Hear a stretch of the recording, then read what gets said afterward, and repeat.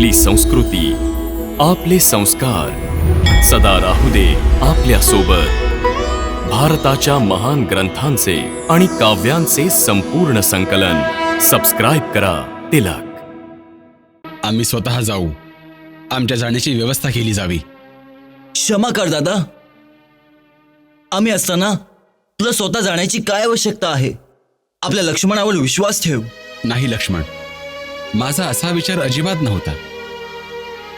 आम्ही म्हणत होतो ते दोन्ही बालक सामान्य असू शकत नाहीत. नक्कीच कोणीतरी मायावी वेश बदलून हा प्रकार करत असला पाहिजे.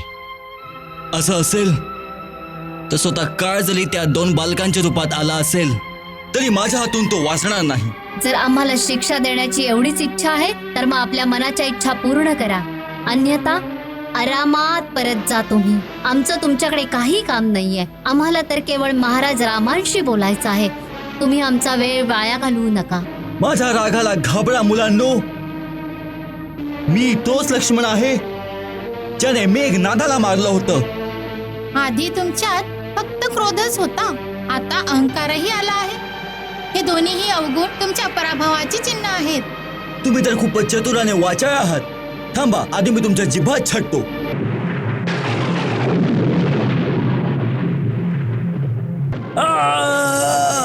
गुरुदेव, आपण कोणत्या गोष्टीला हसतात? मुली, मायापतीची लीला पाहत होतो की कसं एक एक शूरवीरांचं गर्व हरण करत आहेत.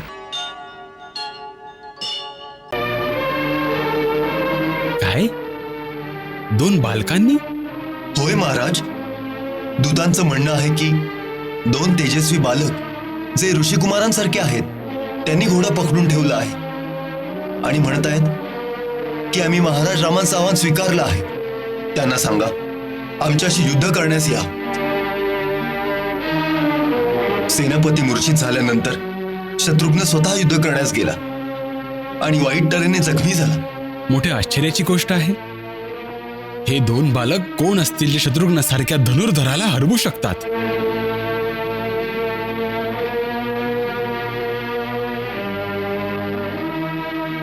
आम्ही स्वतः जाऊ. आमच्या जाण्याची व्यवस्था केली जावी. क्षमा कर दादा. आम्ही असताना तुला स्वतः जाण्याची काय आवश्यकता आहे? आपल्या लक्ष्मणावर विश्वास ठेव.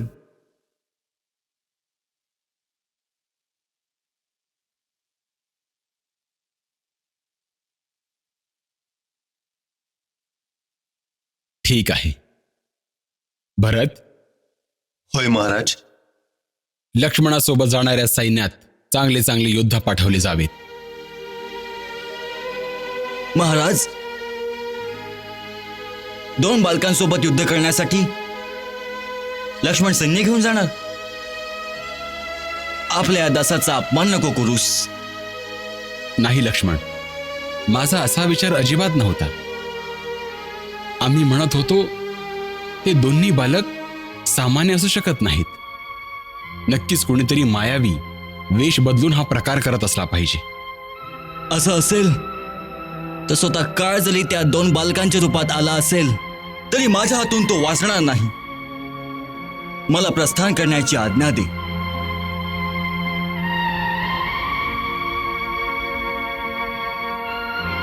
जा, माझा आशीर्वाद तुझ्या सोबत आहे.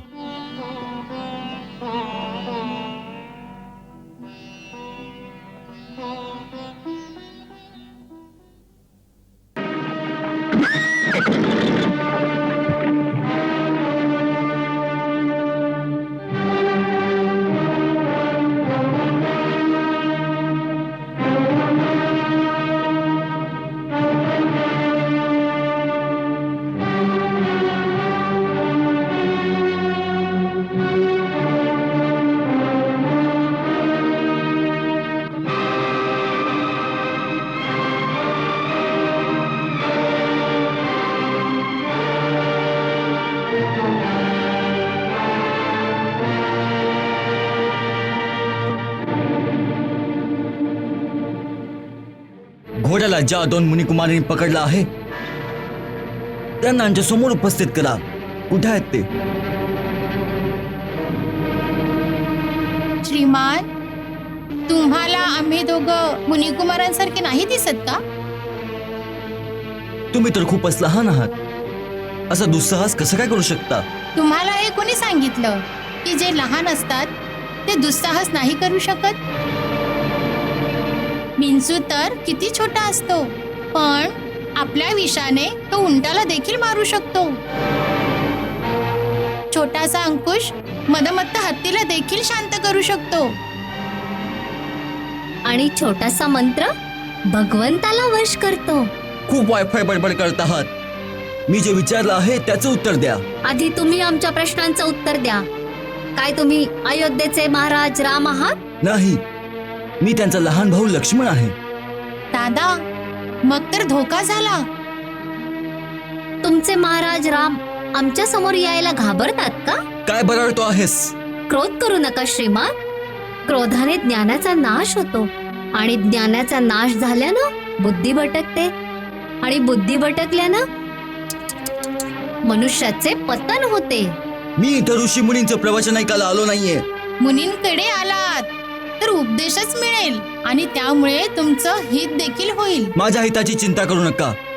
मी म्हणतो की त्या दोन्ही अपराधांना माझ्यासमोर उपस्थित करा, ज्यांनी आमच्या महाराजांच्या यज्ञाचा घोडा पकडण्याचा दुस्साहस केला आहे. मी त्यांना दंड द्यायला आलो आहे. दोन्ही अपराधी आपल्या समोर उपस्थित आहेत.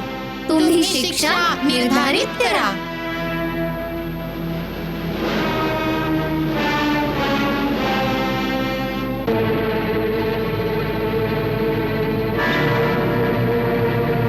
तुम्ही दोघं नाही नाही, तुम्ही नाही असू शकत. असे कोमल छोटे छोटे हात आणि हे छोटे धनुष्य, तुम्ही ते असूच शकत नाही.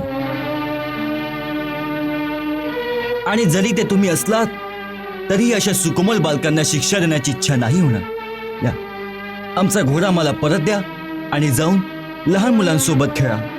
ही तर चांगली गोष्ट आहे की तुम्ही आम्हाला शिक्षा नाही देऊ इच्छित, परंतु आम्ही तुम्हाला घोडा नाही देऊ इच्छित.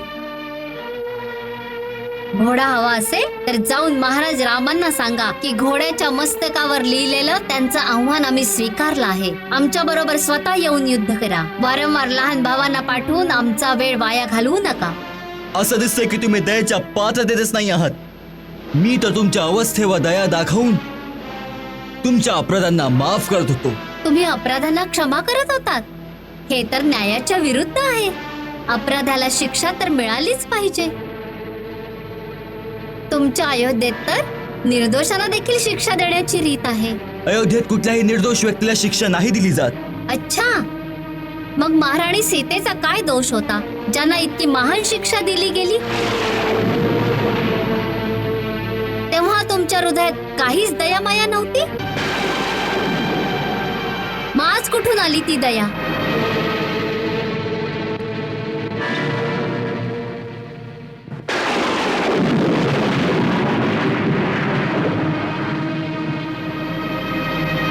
कोण आहात तुम्ही लोक?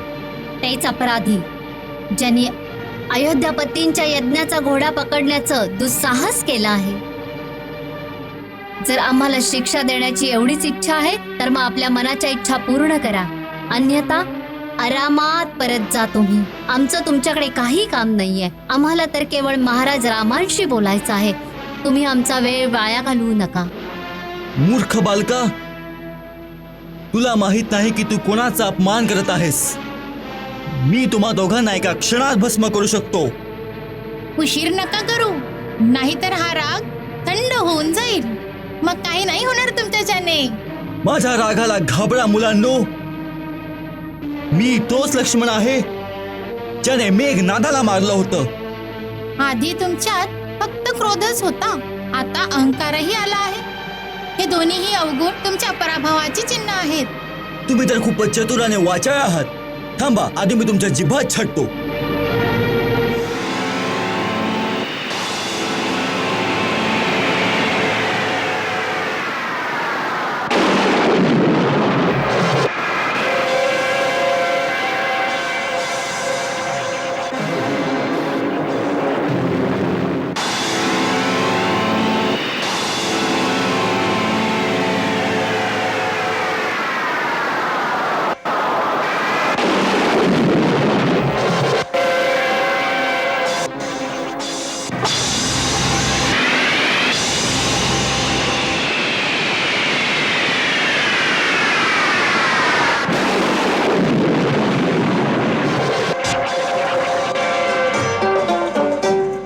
संग्राम छिड़ा संग्राम छिड़ा संग्राम, छिड़ा संग्राम। वीर तो केवल युद्ध ही जाने, ना जाने परिणाम। छिड़ा संग्राम, छिड़ा संग्राम। अतुलित बलशाली लक्ष्मण बलवीर है, लव कुश के तरकश में अक्षुण तीर है। लक्ष्मण लव कुश रघुकुल की संतान है, पर अपने संबंधों से अनजान है। तीर न देखे रिश्ते नाते, करते अपना काम। छिड़ा संग्राम, छिड़ा संग्राम। छिड़ा संग्राम, छिड़ा संग्राम।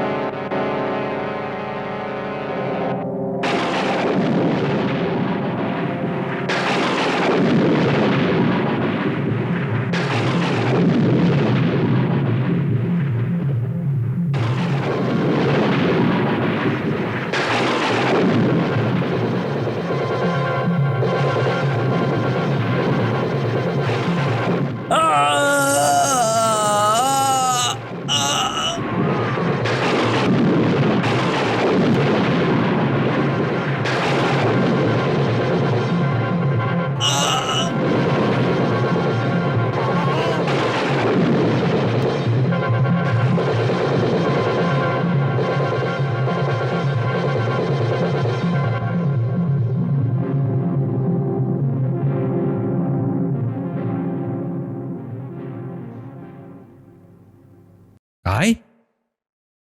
लक्ष्मणही जखमी झाला? होय महाराज, खूप घनघोर युद्ध झालं. दोन्ही बाजूनी दिव्य अस्त्र चालवली गेली, परंतु एक शक्ती लागल्याने कुमार लक्ष्मण वाईटरित्या जखमी झाले.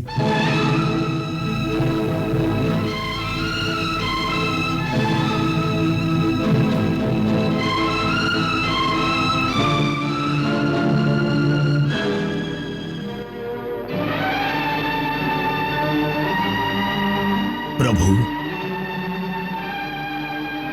हे सामान्य बालकांचं काम नाही असू शकत. एक तर कुणीतरी मायावी आहे, नाहीतर कुणी दिव्य बालक. कुणीही असो, परंतु लक्ष्मण आणि शत्रुघ्नासारख्या योद्ध्यांना जे पराभूत करू शकतात ते परमशक्तिशाली नक्कीच आहेत. महाराज, मला आज्ञा द्यावी. मी ताबडतोब प्रस्थान करतो. प्रभू, मलाही कुमार भरतसोबत जाण्याची आज्ञा असावी. वानरराज, आपण यावेळी आमचे अतिथी आहात. आम्ही आपल्यावर हा भार नाही टाकू शकत. मी अतिथी नाहीये.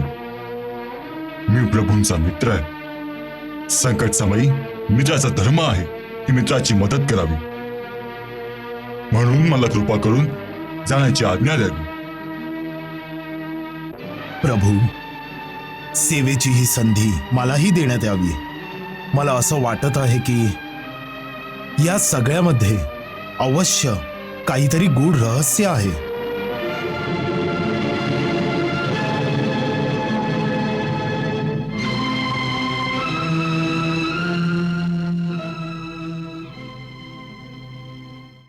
ठीक आहे, तुम्ही तिघेही जा.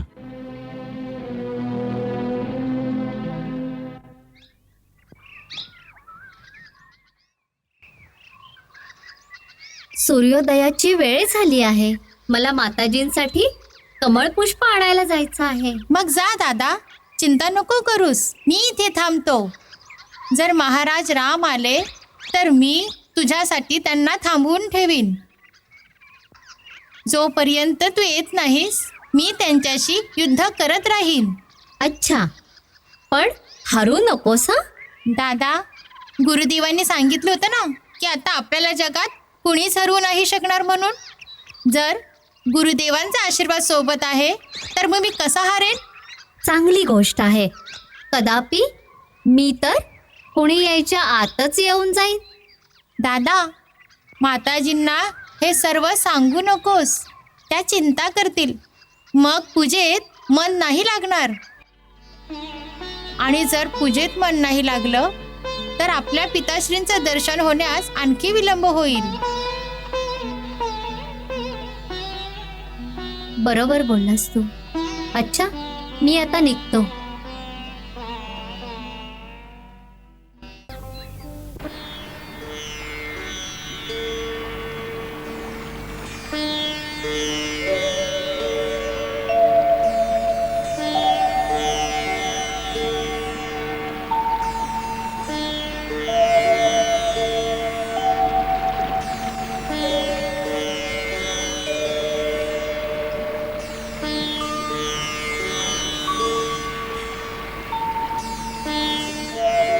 गुरुदेव, आपण कोणत्या गोष्टीला हसतात? मुली, मायापतीची लीला पाहत होतो की कसं एक एक शूरवीरांचं गर्व हरण करत आहेत.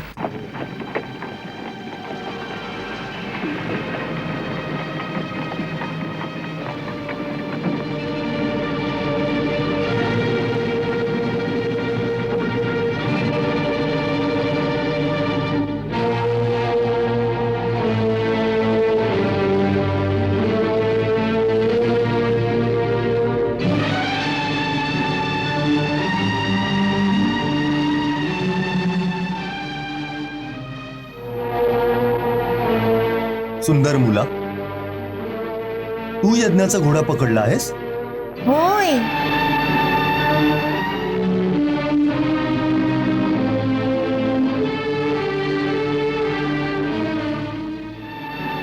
परंतु आम्हाला तर समजलं होतं की तुम्ही दोघं आहात. तुम्ही अगदी बरोबर ऐकलं. आम्ही दोघं भाऊ आहोत.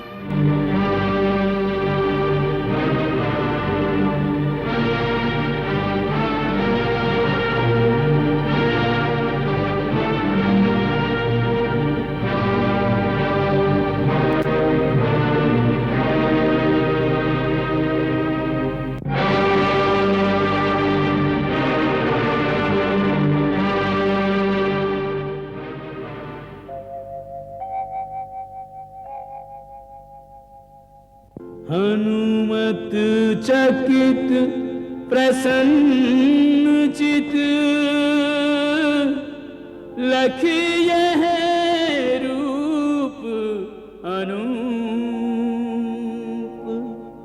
जैसे सम्मुख हो स्वयं